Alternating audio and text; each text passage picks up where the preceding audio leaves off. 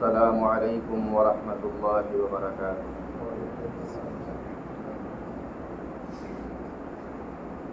الحمد لله نحمده ونستعينه ونستغفره ونؤمن به ونتوكل عليه ونعوذ بالله من شرور أنفسنا ومن سيئات أعمالنا. من يهده الله فلا مضل له ومن يضلل فلا هادي له. ونشهد أن لا إله إلا الله وحده لا شريك له. ونشهد أن سيدنا ومولانا محمدا عبده ورسوله صلى الله عليه وعلى آله وأصحابه وبارك وسلم.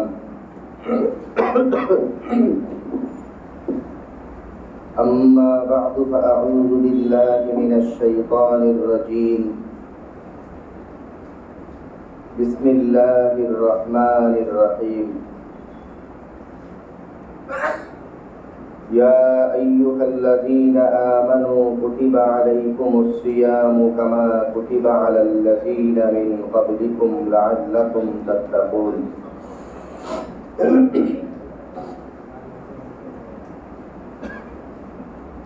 وقال الله سبحانه وتعالى: فمن شهد منكم الشهر فليصم. وقال رسول الله صلى الله عليه وسلم: قال الله تعالى: الصوم لي وأنا أجزي به.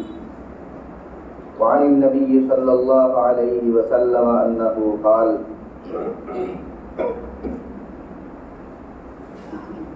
الصيام جنة. اللهم صل على محمد وعلى آل محمد كما صليت على إبراهيم وعلى آل إبراهيم إنك حميد مجيد.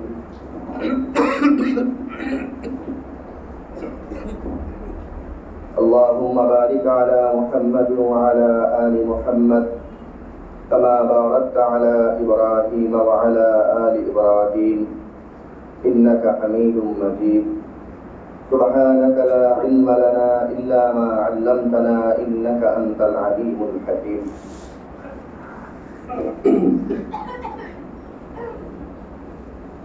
মহান আল্লাহ পাক রব্বুল আলামিনের দরবারে অসংখ্য শুকরিয়া জ্ঞাপন করছি, যিনি আমাদেরকে অন্যান্য জুমার ন্যায় আজকেও জুমার নামাজ আদায়ের জন্য পবিত্র ঘর মসজিদে আসার তৌফিক দান করেছেন। আলহামদুলিল্লাহ। মোহতারাম হাজিরিন, আমরা আমাদের সেই বহুল প্রতীক্ষিত মাহে রমজান আমাদের মধ্যে চলে আসলো এবং আজকে এই রমজান মাসের প্রথম জুমা। রমজান মাসে আল্লাহ পাক রব্বুল আলামিন আমাদের জন্য বেশ কিছু করণীয় নির্ধারণ করেছেন। কোরআন এবং হাদিস থেকে আমরা রমজান মাসকে কেন্দ্র করে অনেকগুলো কর্ম যেগুলি করার উপযুক্ত সেগুলো আমরা পাই। সবচেয়ে গুরুত্বপূর্ণ এবং সবচেয়ে বড় যে কাজ সেটা তো রমজান মাসে রোজা রাখা। রমজান মাসে রোজা রাখা ছাড়াও এই রমজান মাসে করার মতো অনেকগুলো আমল, যেই আমলগুলো বিশেষভাবে শুধু এই মাসের সাথেই সম্পৃক্ত, এমন বেশ কিছু আমল আছে যেগুলো আমরা পর্যায়ক্রমে আপনাদের সামনে এগুলো তুলে ধরার চেষ্টা করব। এর মধ্যে সর্বপ্রথম এবং সবচেয়ে গুরুত্বপূর্ণ যেই আমলটা এই মাসের সাথে বিশেষভাবে সম্পৃক্ত সেটা হলো রোজা রাখা।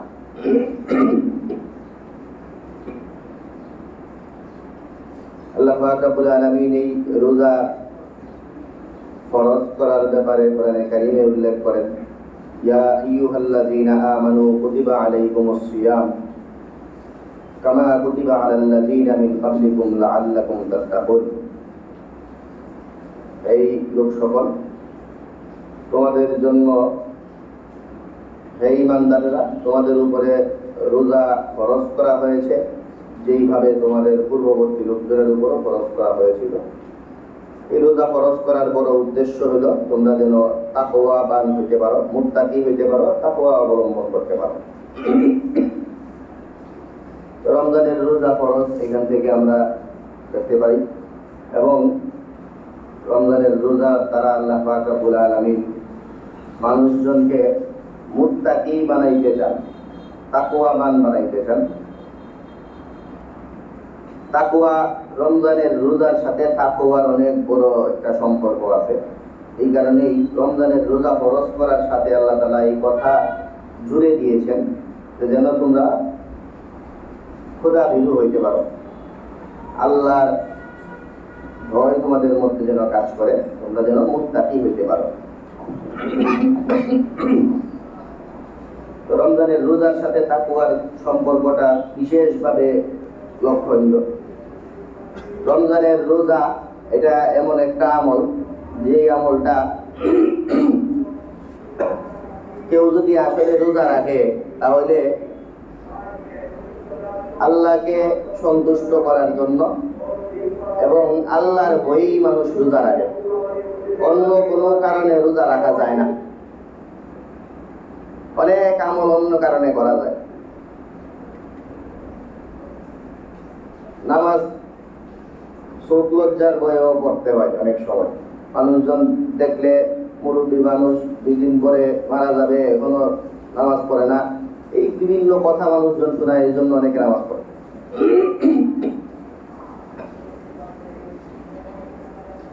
এরকম অন্যান্য আমল, যাকাত না দিলে মানুষজন অনেক তকমা লাগাইবে, কিপটা, কাঞ্জুস, এই লোকে মানুষের গরিবের হক মেরে খায়, অনেক কথা মানুষজন বলতে পারে। এই কারণেও মানুষজন যাকাত দিতে হয়। যাকাত না দিলে মানুষ বুঝে ফেলবে যে যাকাত দেয় না, কারণ যাকাত দিলে তো মানুষজন জানবে যাকাত এটা দেওয়ার জিনিস, দেওয়ার সময় মানুষজন বুঝবেই, অন্তত যারে দিতেছে সে তো জানবে। নামাজও মানুষে না দেখায় পড়া যায় না, মসজিদে আসলে মানুষজন দেখবেই। হজ তো মানুষজন এখন হাজি লাগানোর জন্যই করে। কত মানুষজন হজ থেকে আসার আগেই কিভাবে নামের সাথে নতুন একটা লকব জুড়বে সেই চিন্তায় থাকে। হজে গেলে লুকায়া হজ করার কোনো সুযোগ নেই। তো রোজা চুরি কইরা খায়া, কেউ দেখলো না, চুপি চাপি খায়া তারপরে মানুষের সামনে আইসা দাবি করা যাবে যে আমি রোজাদার।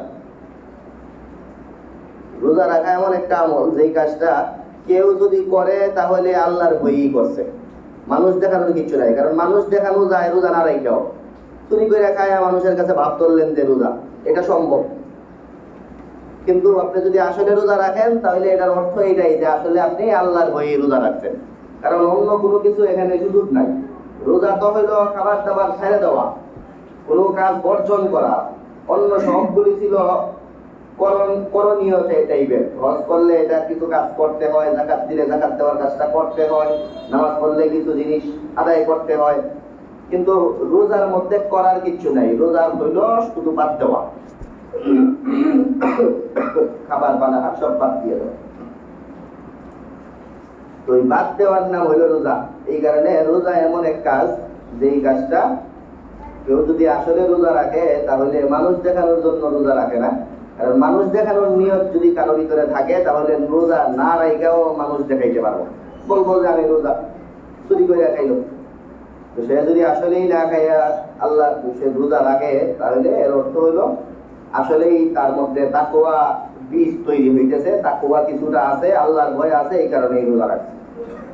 এই কারণেই আল্লাহ তাআলা রোজার যেই কর্ম, সেই কর্মের সাথে এই কথা বলছেন যে রোজা ফরজ করছেন আল্লাহ তাআলা যেন তোমরা তাকওয়ায় অভ্যস্ত হয়ে উঠতে পারো। কারণ রোজার আমলটাই হলো তাকওয়ার আমল একটা।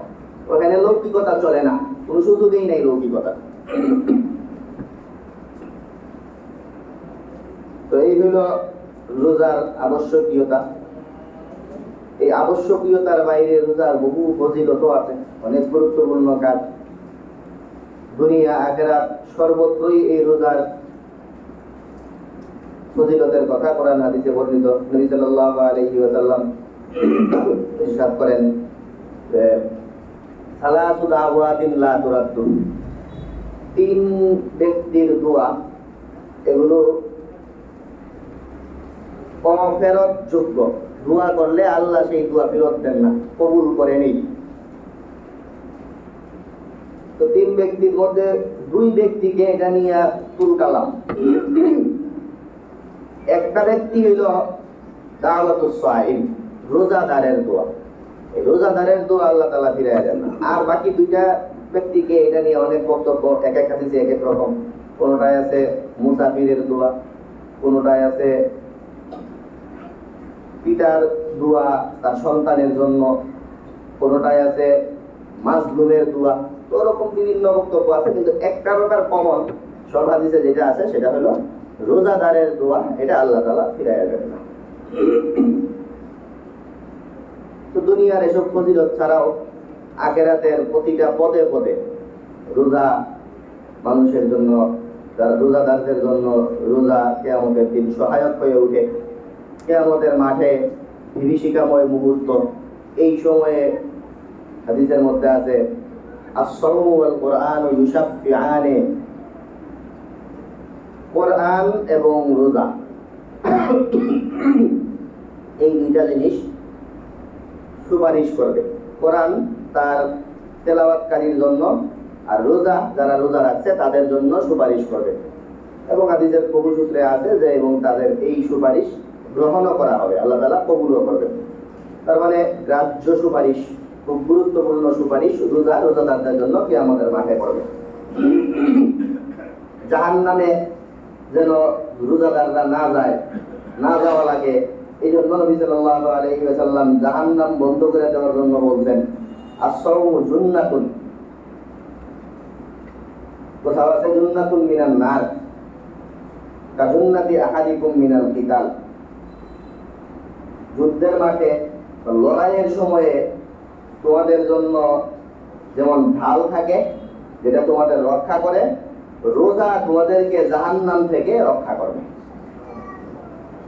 তো জাহান্নাম থেকে রক্ষা করবে সেই কথা।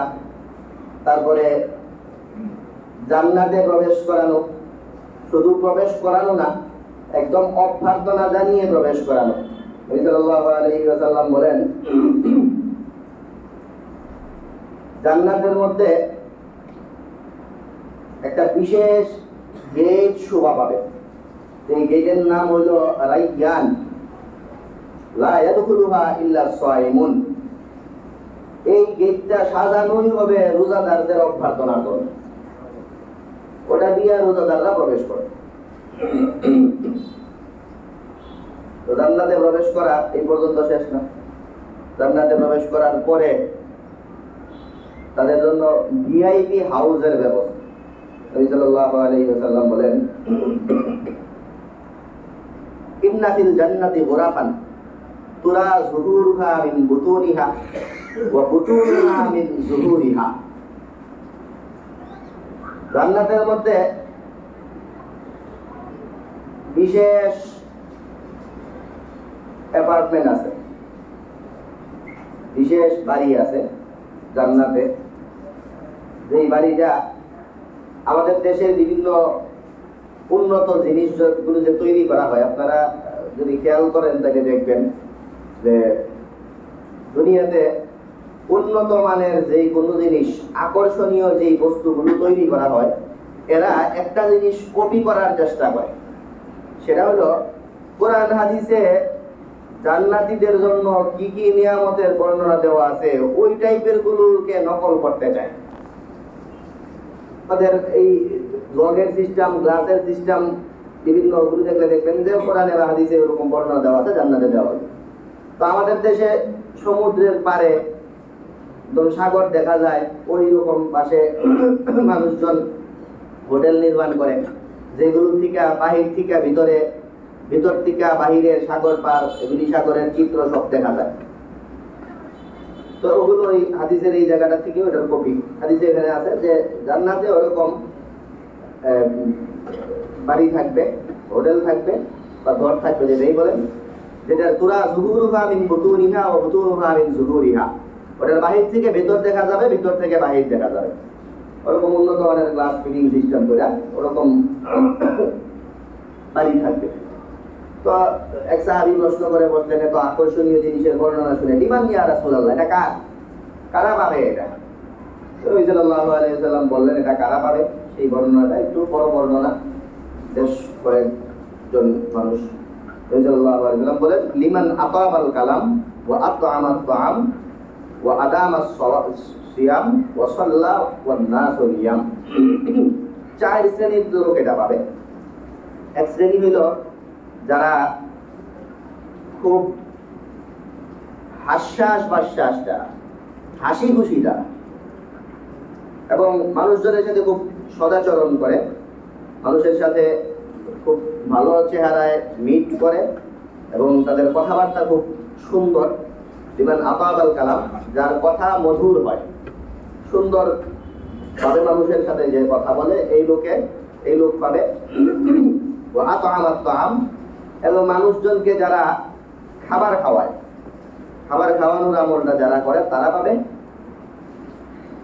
আর ওয়া আদামাস সিয়াম, যে কারণে আমরা বললাম এটা, নিয়মিত যারা রোজা রাখে তারা পাবে।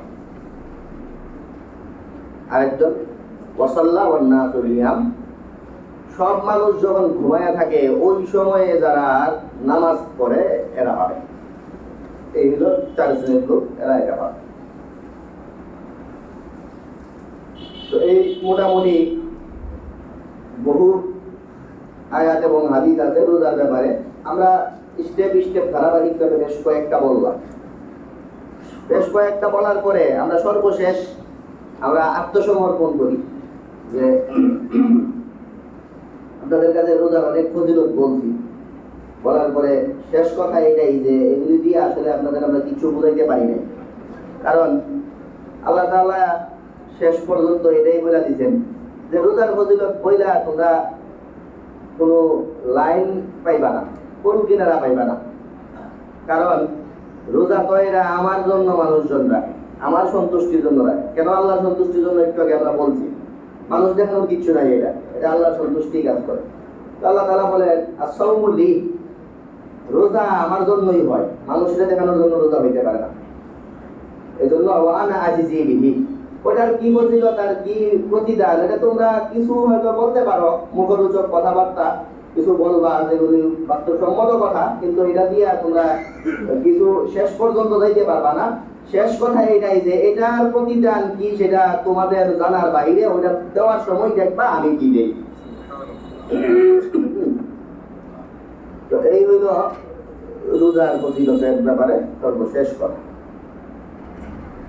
রোজার ব্যাপারে আমরা বরাবরই মাসালা মাসাইল কিছু বলি, সবসময় বলি, আপনাদের প্রায় জানা থাকার কথা। কেউ কোনো সময় যদি সম্মুখীন হন সেগুলো বিজ্ঞজনদের কাছ থেকে জেনে নেবেন।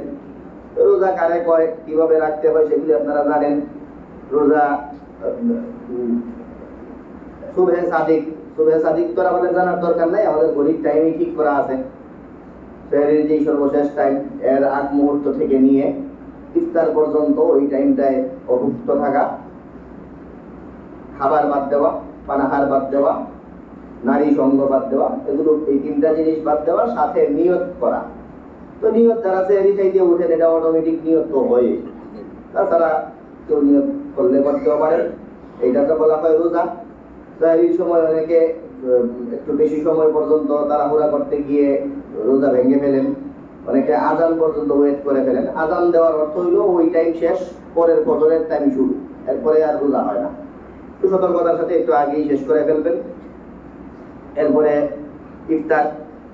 ইফতার টাইম হয় যখন, ওইখানে আর সতর্কতার কিচ্ছু নাই। যারা টাইম ঠিক করে ওরা সতর্কতা করেই ঠিক করে রাখে। যখন টাইম হয়ে যায় তারা ইফতার তাড়াতাড়ি করে ফেলবেন। তাড়াতাড়ি ইফতার করা এটা ফজিলতপূর্ণ কাজ। তারপরে খেজুর দিয়ে ইফতার করা এটাও ফজিলতপূর্ণ কাজ। এটা আবার আমাদের রাষ্ট্রবিরোধী বক্তব্য হয়ে যাবে, বড়ই দিয়ে করা লাগবে। তো খেজুর সুন্নত, খেজুর দিয়ে ইফতার করা। এরপরে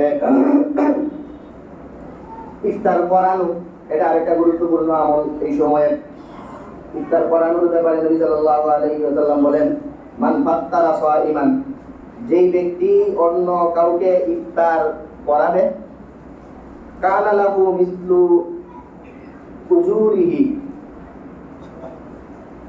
মিন গায়রি আন ইউনকাসা মিন আজরি সাইমি শাইআ, ও কামা ক্বালা নবী সাল্লাল্লাহু আলাইহি ওয়াসাল্লাম। যেই ব্যক্তি কোনো রোজাদারকে ইফতার করাবে, ওই লোক ওই রোজাদারের যে রোজার ফজিলত, সেই ফজিলত পরিমাণ সওয়াব পাবে। পরে ফজিলত দিতে গিয়ে আবার ওই রোজাদারের ফজিলত কমানো হবে না, এই কথাটা বলা আছে। তার ফজিলত, রোজাদারের ফজিলতে কোনো ঘাটতি পড়বে না। রোজাদারের ফজিলতে কোনো রকম ঘাটতি ছাড়াই তিনি ইফতার করালেন, ওনাকে একজন রোজাদারের সওয়াব অতিরিক্ত দেওয়া হবে। তো এই হলো আরেকটা গুরুত্বপূর্ণ আমল রমজান মাসের বিশেষ আমলের মধ্যে। এছাড়াও রমজান মাসের গুরুত্বপূর্ণ আরেকটি আমল কিয়ামুল লাইল, তারাবির নামাজ, যেটাকে আমরা বলি রাতের নামাজ, তারাবির নামাজ পড়া। নবী সাল্লাল্লাহু আলাইহি ওয়াসাল্লাম বলেন, মান কামা রমাদানা ঈমানান ওয়া ইহতিসাবান গুফিরা লাহু মা তাকাদ্দামা মিন যামবি। যেই ব্যক্তি রমজান মাসে কিয়ামুল লাইল করলো, আমরা এটা সাধারণ অর্থে করতে পারি তারাবির নামাজ আদায় করলো, এই ব্যক্তির পিছনের সকল গুনাহ আল্লাহ তাআলা ক্ষমা করে দিবেন। তারাবির নামাজের সুন্নত, তারাবির নামাজ 20 রাকাত তারাবির নামাজ পড়া, এটা আমলে মুতাওয়ারিস। আমলে মুতাওয়ারিস, এই কথাটা খুব অনেক ভারী একটা কথা।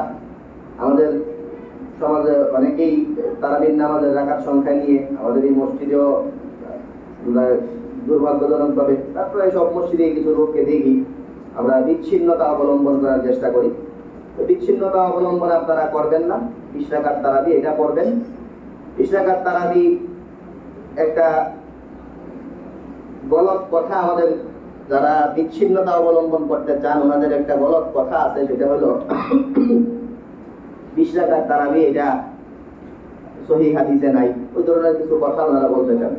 আমরা আগেও হয়তো কোনো এক সময় বলছি যে সহিহ হাদিস, যেটা আপনারা খুব আশা নিয়ে বড় বড় গলায় বলেন সহিহ হাদিস, সহিহ হাদিস এটা কোন হাদিস সহিহ হওয়া, এটা এই হাদিসের পূর্ণতার লক্ষণ না, এটা এই হাদিসের অপূর্ণতার লক্ষণ। কোন একটা হাদিস সহিহ হয় তখন ওই যখন এটারে বিচারের আওতায় ফেলা হয়। আর কিছু হাদিস এরকম আছে যেই হাদিসগুলো বিচারের ঊর্ধ্বে, এগুলোকে বলা হয় মুতাওয়াতির হাদিস। কিছু কিছু হাদিস যেগুলো মুতাওয়াতির, এগুলোর বর্ণনাকারী বা এগুলোর করছেন এমন লোকের সংখ্যা দুনিয়াতে এমন যে এটা বিচার করতে হয় না। দুনিয়ার সবাই যদি একটা কথা বলে তাহলে কেউ বিচার করবে না যে এটা ঠিক কইলো না ভুল কইলো, এই লোকটা কি সঠিক না বেঠিক। যেই কাজটা সাহাবাদের সবাই করতেন, এর বিচার কারে করবেন? তো বিচার করার কোনো কিছু যেখানে নাই ওইটাকে বলে মুতাওয়াতির। আর যেখানে সংখ্যা চলে আসে যে এই হাদিসটা 4-5 জন মানুষ বর্ণনা করছে, এই হাদিসটা 3 জনে বলছে, ওই হাদিসটা 2 জনে বলছে, ওগুলোরে বিচারের আওতায় আনা হয়। বিচারের আওতায় আনা দেখা হয় যে এটা কি এই লোকগুলি কি কোন কোয়ালিটি, এদের মিডিয়াম কোয়ালিটির হইলে এদের বলে হাসান হাদিস, লোকগুলি লো কোয়ালিটির হইলে বলে জয়ীফ হাদিস, দুর্বল হাদিস, লোকগুলি হাই কোয়ালিটির হইলে এরপরে বলে সহিহ হাদিস। কিন্তু যতই সহিহ হাদিস বলেন এর মানে হইলো এটারে বিচারের আওতায় আনতে হইছে, এরপরে বিচার করতে হইছে। আর বিচারের আওতায় আনার দরকার নাই, এত সন্দেহ মুক্ত যেটা ওটারে বলে মুতাওয়াতির হাদিস। তো তারাবির নামাজ আমলে মুতাওয়াতির, মুতাওয়াতির সূত্রে যুগ যুগ যাবত সাহাবায়ে কেরাম থেকে বর্ণিত আমল হইলো তারাবি। এই কারণে তারাবির নামাজ সহিহ হাদিসে আছে কিনা, সহিহ কিনা এটা খোঁজা একটা পাগলামি। যেই জিনিস এত উঠতে এটারে আপনি নিচে টানলে আনেন না, তারপরে বিচার করতেছেন। মনে করেন যে সাহাবী, একজন সাহাবী, আপনি অলির অনেক বর্ণনা শুনলেন, আল্লাহর অলির অত ফজিলত, এরপরে বইলা বসলেন যে নবী কি অলি কিনা, তো হাস্যকর, সাহাবী উনি অলি কিনা। ওইরকম তারাবি সহিহ কিনা, এটা খুবই হাস্যকর প্রশ্ন, এটা প্রশ্নই হইতে পারে। এটা তো সহির ঊর্ধ্বে, মুতাওয়াতির পর্যায়ে। সব সাহাবাদের ইজমা, হাদিস বলা হয় নবীর বক্তব্য, সাহাবীদের বক্তব্য, নবীর কর্ম, সাহাবীদের কর্ম, নবীর সম্মতি, সাহাবীদের সম্মতি। নবী সাহাবীদের এই তিনটা জিনিসকে হাদিস বলে: বক্তব্য, কর্ম, সম্মতি। ওমর রাদিয়াল্লাহু তাআলা আনহু বলছেন যে মসজিদে নববীতে আপনার 20 রাকাত তারাবির নামাজ পড়েন। একজন সাহাবীকে বললেন যে লোকজনকে নিয়ে 20 রাকাত তারাবি পড়েন। এরপরে এর মাধ্যমে সাহাবায়ে কেরামের ইজমা হইছে, সকল সাহাবীর ঐক্যমত, সব সাহাবীর ঐক্যমত। এবং যারা বিচ্ছিন্নতা অবলম্বন করেন ওনারা আয়েশা রাদিয়াল্লাহু তাআলা আনহার বক্তব্য তুলে ধরতে চান। আয়েশা রাদিয়াল্লাহু তাআলা আনহা 58 হিজরিতে মারা গেছেন। উমর রাদিয়াল্লাহু তাআলা আনহু যখন আয়েশা রাদিয়াল্লাহু তাআলা আনহুর ঘর আর মসজিদে নববী লাগা এক পাশে, নবীর ঘর যেটা এটাই তো আয়েশা রাদিয়াল্লাহু তাআলা আনহুর ঘর, আর নবীর ঘর আর মসজিদে নববী তো লাগাই ছিল। তার মানে আয়েশা রাদিয়াল্লাহু তাআলা আনহা এই তারাবির নামাজ 20 রাকাত চালু হওয়ার পরে আরো 40 বছরের উপরে, 44 বছরের মতো জীবিত ছিলেন।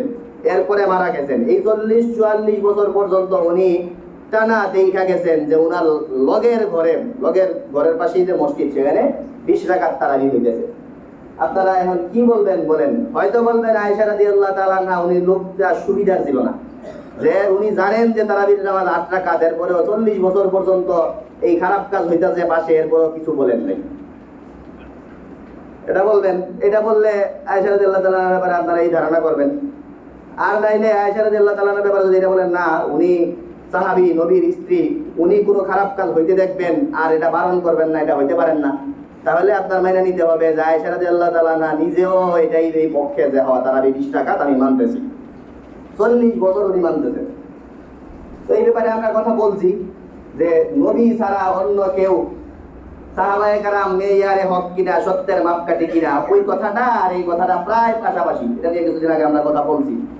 এই দলটা প্রায় কাছাকাছি দলই, যারা ওই তারাবি নিয়ে বিতর্ক করে। মজার ব্যাপার হইল এই দলের একদম হাই লেভেলের খুব উচ্চ পদস্থ একজন ব্যক্তি এই বছর রমজানে উনি স্বীকারোক্তি দিয়েছেন যে বিচ্ছিন্নতা আপনারা যারা করেন তাদের কাছে, আপনারা তারা জানেন, তাদের কাছে খবর গেছে, আপনারা বলছেন যে আমার কাছে আসলে এতদিন পরে এটাই মনে হয়েছে যে তারাবির নামাজ 20 রাকাত যারা পড়ে তাদের বিরোধিতা করা ঠিক না, এটা সালাফদের আমল দ্বারা, পূর্বসূরীদের আমল দ্বারা এটা প্রমাণিত। এই কথাটা অনেকদিন পরে উনি নথ খসাইছে। যাই হোক, আমরা ওনার একটুকু সাধুবাদ জানাই, কিন্তু ওনার বক্তব্যটা এখনো এই জায়গায় আছে যে 8 রাকাত তারাবি হইতে পারে। আমরা এই কথাটাকে অস্বীকার করি। তারাবি 8 রাকাত হইতেই পারে না, এটা একটা ভ্রান্ত কথা।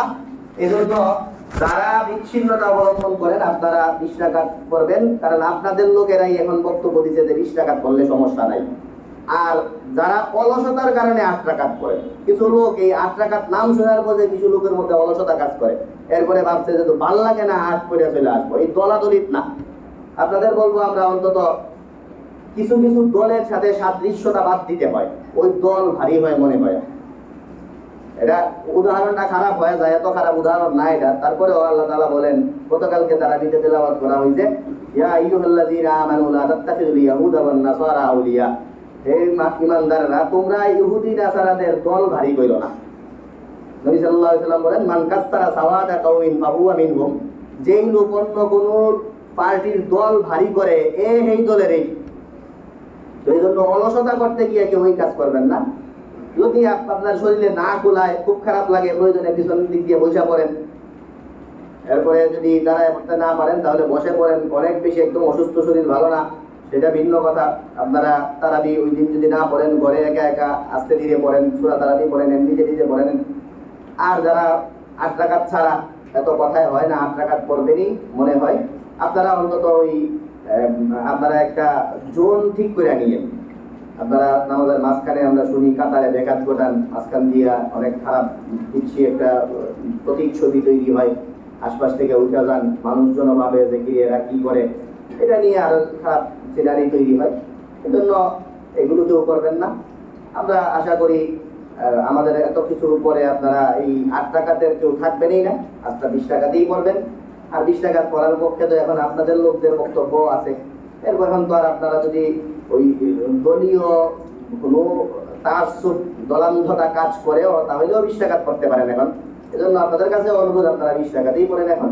20 টাকার তারাবি সাহাবায়ে কেরামের সুন্নত, সব সাহাবীর ইজমা এবং সকল সাহাবীর সম্মতি এটা ছিল। যুগ যুগ ধরে আমলে মুতাওয়ারিস এটা চলে আসছে। এটা আপনারা এই কাজটা করবেন এবং নামাজ যত বেশি পড়বেন, নফল নামাজ, সুন্নত নামাজ, তারাবির সুন্নতের পরে 8 রাকাতের পরে যদি আপনাদের মনেও হয় যে সুন্নত শেষ, তাহলে তো ন্যূনতম নফল তো থাকে, বাকি রাকাতগুলি নফল নামাজই পড়েন। সেইভাবেই হোক বেশি বেশি নামাজ পড়েন, বেশি বেশি আমল করেন, এই আবেদন আপনাদের কাছে থাকবে। এই মোটামুটি কয়েকটা কাজ আমরা আজকে, বিশেষ কয়েকটা আমলের কথা বললাম। রোজা রাখা, সাহরি খাওয়া, ইফতার করা, তারাবি পড়া, আরো বেশ কিছু বিশেষ আমল শুধু রমজান কেন্দ্রিক অনেকগুলি আমল রয়ে গেছে। ধারাবাহিকভাবে আমরা সেগুলো সময় সময় বয়ান করার চেষ্টা করব। আল্লাহ পাক রব্বুল আলামিন আমাদেরকে রমজান মাসের যে আমলগুলো সেগুলো বেশি বেশি করে সুন্দরভাবে করার তৌফিক দান করুন। ওয়া আখিরু দাওয়ানা আলহামদুলিল্লাহি রাব্বিল আলামিন। অনেক জায়গা ফাঁকা আছে, পিছনে লোকজন দাঁড়ানো আছে, তারা সবাই জায়গাগুলো আগেই পূরণ করে তারপরে সুন্নত করে, জায়গাগুলি পূরণ করে নেন, তারপরে সুন্নতে দাঁড়াবেন।